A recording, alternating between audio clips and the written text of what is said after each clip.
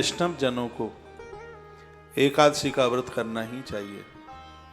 ग्रंथ में लिखा है, जिन्होंने एकादशी का व्रत करके उसका उद्यापन किया है, उनका परिवार दिन दुना रात्रि चौगने के रूप में उभरता है।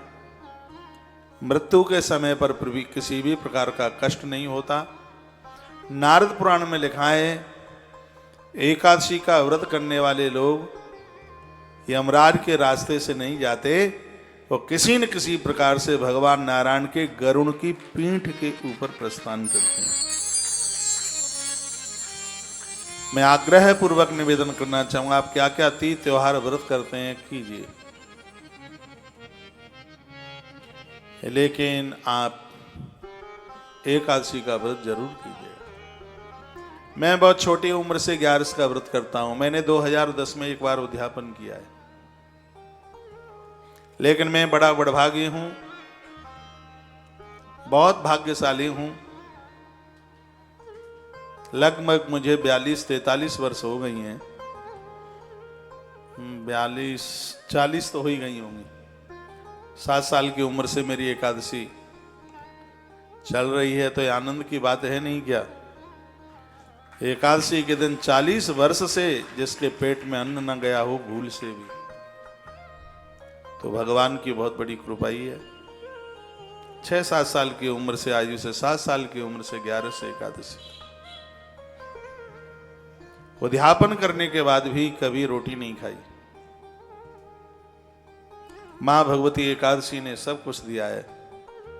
गौ मां की सेवा दी है, भागवत की पीठ दी है, और ये कैसे कहना मिलूं, ये कहना कैसे भूलूं, इसने आपको भी तो हमें दिया है।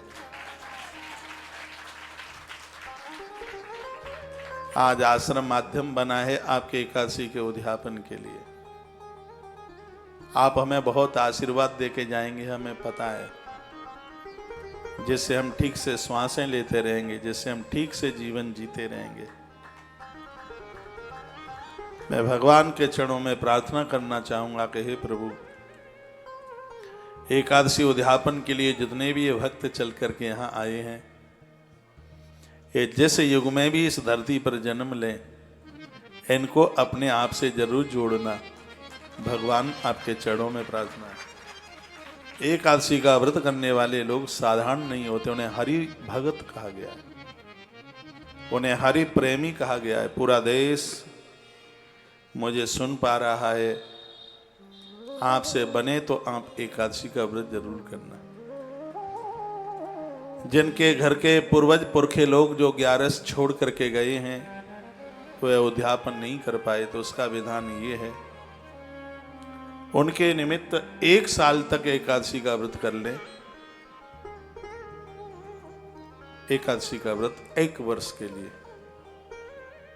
फिर कभी अधिक मास पड़े तो 2 एकादशी वो और कर ले अधिक मास वाली, तो 24 और 2 26 एकादशी हो जाएंगी।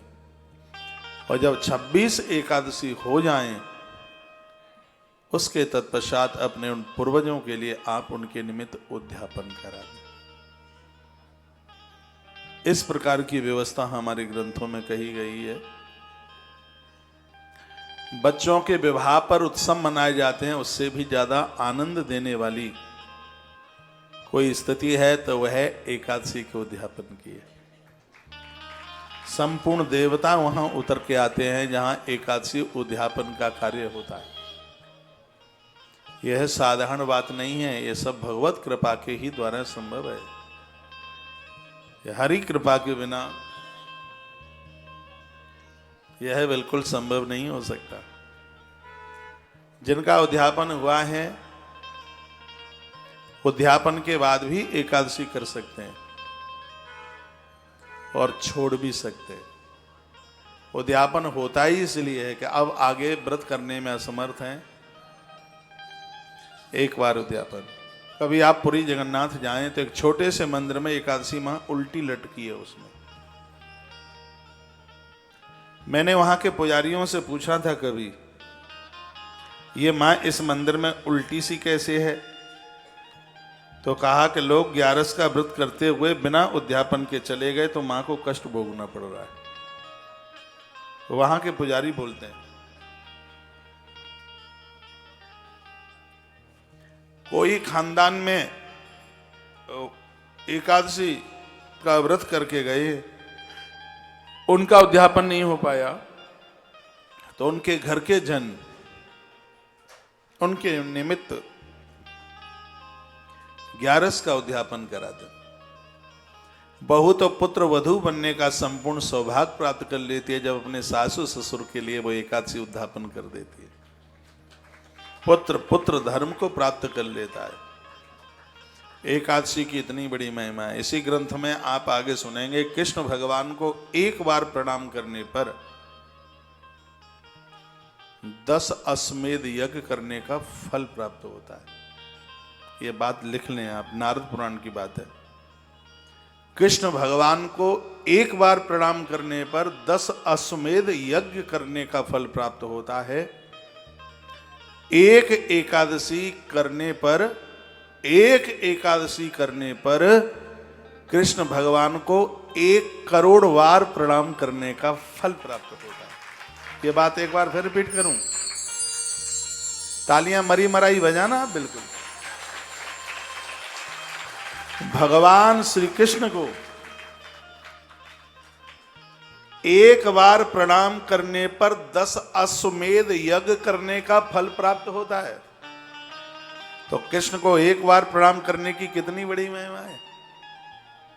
भगवान कृष्ण को एक बार प्रणाम करने पर 10 अश्वमेध यज्ञ करने का फल प्राप्त होता है। एकादशी का एक व्रत करने पर कृष्ण को 1 करोड़ बार प्रणाम करने का फल प्राप्त होता है। यह है 11 की महिमा, यह है एकादशी की महिमा। इस लोक से लेकर के ब्रह्मांड तक जितने भी लोक हैं, एकादशी से बड़ा अनुष्ठान, एकादशी से बड़ा कोई व्रत उपवास कोई दूसरा है ही नहीं। जग मंगल करने वाली, खानदान को आनंद देने वाली, तीनों तापों को समाप्त करने वाली यदि कोई है तो वो एकादशी